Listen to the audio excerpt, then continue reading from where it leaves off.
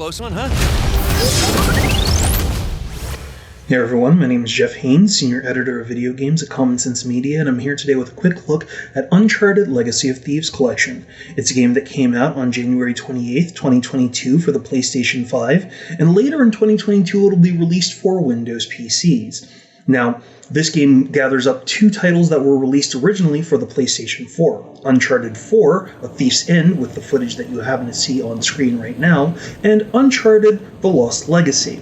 It packages those two games up, which kind of extend a through line for many of the characters within these two titles into one seamless plot, as well as upscales them to take advantage of the more powerful processing power of the PlayStation 5 and, of course, of PCs that happen to be released right now as well.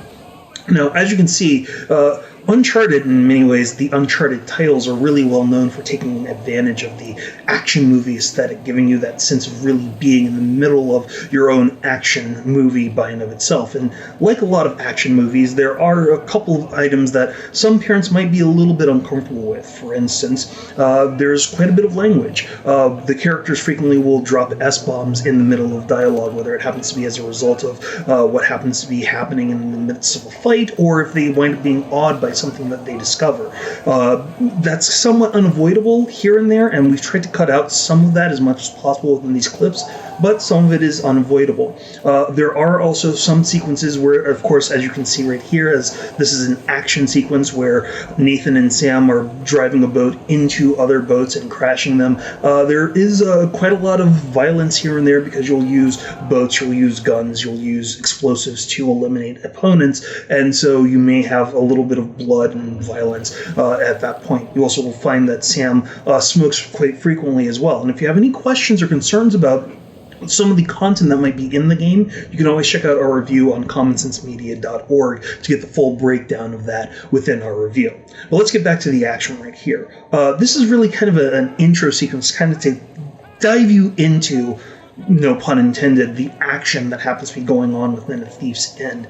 And in many ways, this kind of is a prequel to the entire franchise. Right here, you're really kind of getting a sense of not only how Nathan and his brother Sam interact and work well together, but you're also getting a sense of some of the extremes that they wind up going to as they basically partake their job. Nathan is really, he's a treasure hunter. He's not exactly like Indiana Jones, whereas Indiana Jones would really want to put things in a museum that he winds up finding that are of historical note or relevance.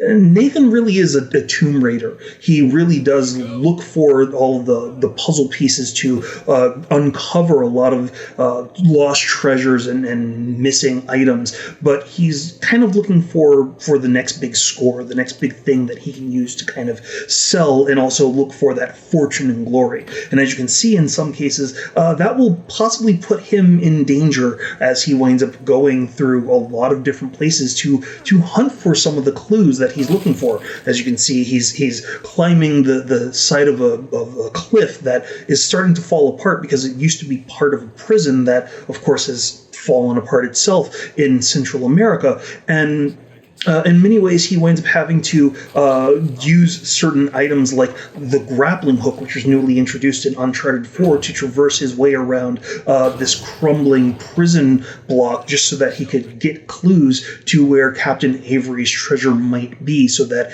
he, of course, could plausibly sell it, get a little bit of fame and fortune out of it, and use that to continue his lifestyle.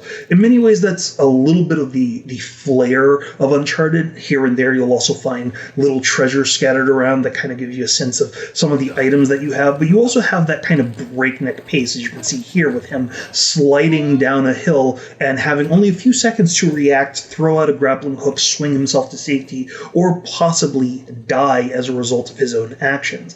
That's part of the edge-of-your-seat gameplay that the Uncharted series is really well known for, as well as kind of the transition between scaling different walls or different environments immediately transitioning into a cutscene that kind of lays out a lot more of the action that you might be going into next, and seamlessly moving back and forth. So as you can see right here, Nathan's made his way from a climbing sequence. He's managed to recover back with a guard who's really interested in what he might have found, and he's trying to figure out a way to basically lie to the guard and tell him that he really didn't see anything or find anything in this crumbling part of this prison, so that he can bring it back to his friends. Of course, the guard kind of has a sense that they might be lying, and without spoiling anything, certain things wind up happening, and Nathan, his brother, and his allies basically discover that they have to escape from the jail that they have gotten themselves arrested and thrown into if they have any chance of finding this treasure whatsoever. This leads to one of the more tense chase sequences as you are being hunted by the guards who are willing to shoot to kill as you're trying to figure out the easiest way to get around through the prison corridors, through and over the rooftops to safety by plausibly making it over the wall of this jail. And as you can see, it's not that easy. They thought that they could actually make it through a door into another building. They can't. They have to turn around, scale a couple more walls, run through a couple more courtyards. All the while, the guards are constantly hunting and chasing them. This leads to kind of that action feel where even if you think you know exactly where you're supposed to be going here and there, the story constantly gives you that sense that things are being turned on their side.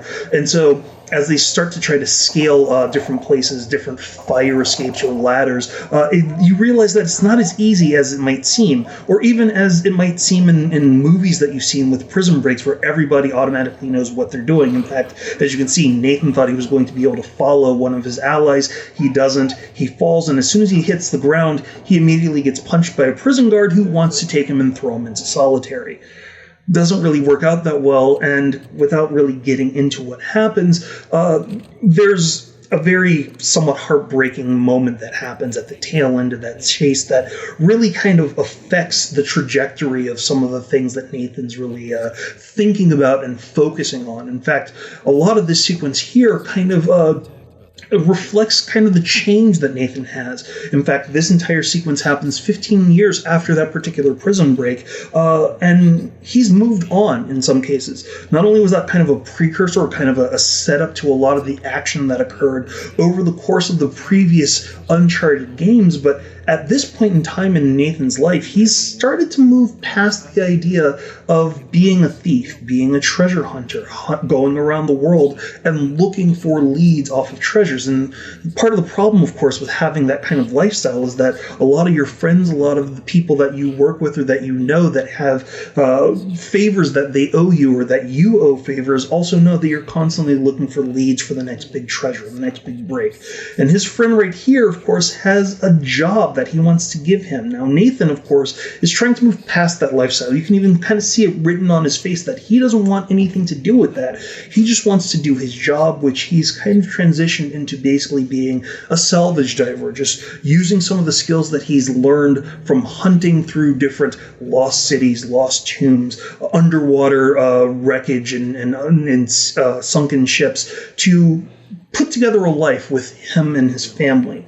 Of course, that pull, that tug of looking at what it could be is going to nag at him. And as you can see right here, he can't help but be interested. He looks at the information that his friend gave him. He knows that he's got a lot of detailed info. It could actually be the bigger part of a score that he's been looking for years, but he's still fighting that want, that desire to have that normal life, to put that older life behind him and move forward in a completely different direction. This winds up getting completely turned on its head when his brother, Sam, mysteriously reappears after, again, 15 years. Now, at one point, Nathan thought that Sam was dead. It's really hard to necessarily go into some of that without obviously spoiling a bit of the story, so I'm not going to give the spoilers. It's definitely something that you should experience, but one of the parts of this, aside from the fact that Nathan is absolutely shocked that his brother turns up out of the blue, is that his brother winds up saying, guess what?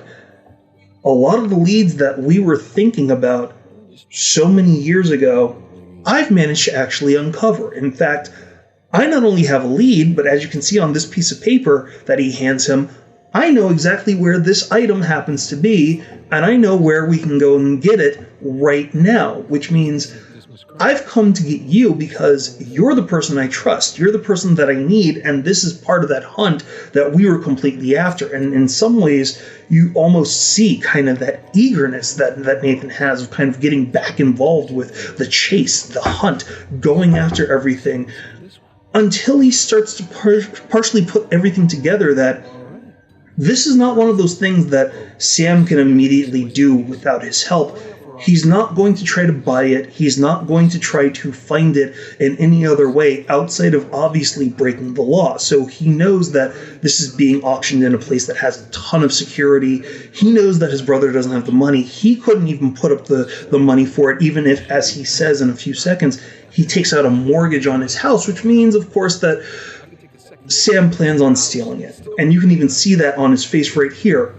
Yeah, you're gonna try and steal it, huh? Yeah, he's going to steal it. But of course, to do that, he needs Sam, or he needs Nathan. And Nathan, as you can see right here, he wants nothing to do with it. That leads to a lot of the twists and turns of a Thief's End, and it's definitely one of those things that you should play through. I really don't even want to try and spoil any of that. So let's transition over to The Lost Legacy.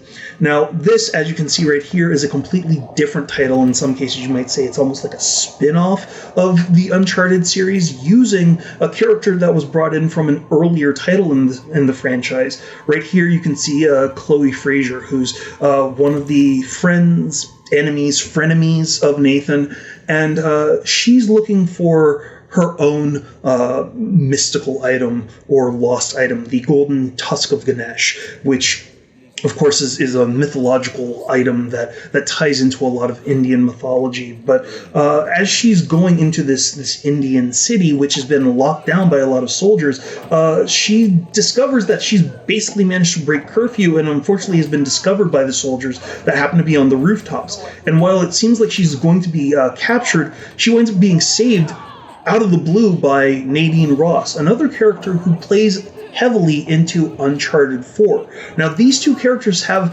very much a kind of love-hate relationship in some cases with each other. In many ways, they kind of see each other as means to an end for their own personal gain. Chloe looks at herself as a thief. That is kind of what she does. That's in many ways the way that she and Nathan kind of got involved many years prior. Nadine is a mercenary, so she's really looking for what she can do for the next big job that she can use for her company and to advance her name in the mercenary ranks. They wind up essentially allying because their goals kind of match in this particular instance. And in this one, they're looking for information on the Tusk by basically finding out what a professor who has an archaeological dig site in the Western Ghats happens to know about the Golden Tusk of Ganesh, as well as lost cities where this object might be hidden away.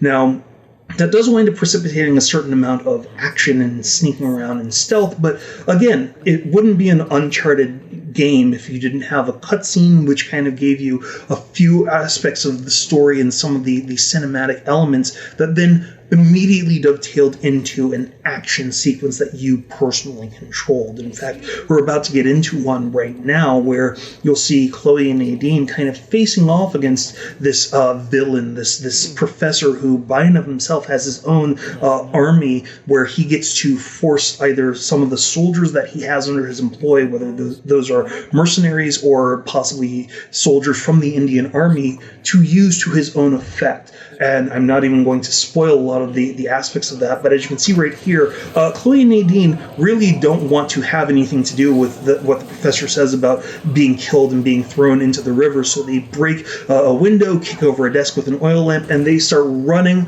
across the rooftops of the city while the guards are shooting at them. It's that same kind of action sequence that really holds on to the nature of the Uncharted franchise, and of course part of the puzzle, part of the gameplay itself is figuring out what the best way is through the city while you're being shot at by everybody.